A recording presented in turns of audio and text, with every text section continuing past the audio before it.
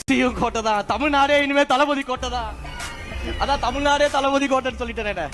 இப்படி எல்லாம் எல்லா அனைத்து தரப்பு கட்சியினரும் விரும்புறாங்க, மக்கள் விரும்புறாங்க, எல்லாரும் விரும்பக்கூடிய ஒரு மாபெரும் தலைவராக முதல்வராக நம்முடைய தலைவர் அவர்கள் இருக்கிறதுனாலதான் இப்ப இருக்கக்கூடிய எதிர்கட்சிக்கு என்ன பண்றதுனே தெரியல. உடனே ஆரம்பிச்சிருவாங்க சோஃபா மாடல் சொல்லிட்டு.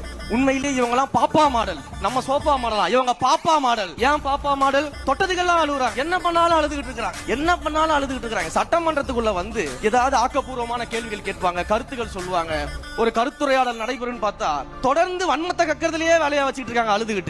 ஒரு நல்ல தலைவர்னா யார் தெரியுமா? ஒரு நல்ல தலைவர் என்பவர் தொண்டர்களின் தோள் மீது ஏறி நிற்பவர்கள் கிடையாது, தொண்டர்களை தன் தோள் மீது ஏற்றி அழகு பார்ப்பவர்கள் தான் நல்ல தலைவர்கள். அப்படிப்பட்ட நல்ல தலைவர்களாக தமிழ்நாட்டில் புரட்சி தலைவர் எம்ஜிஆர் அவர்களுக்கு பிறகு இன்றைக்கு தமிழ்நாட்டில் நம்முடைய தலைவர் அண்ணன் தளபதி அவர்கள் மட்டும்தான் இருக்கிறார்.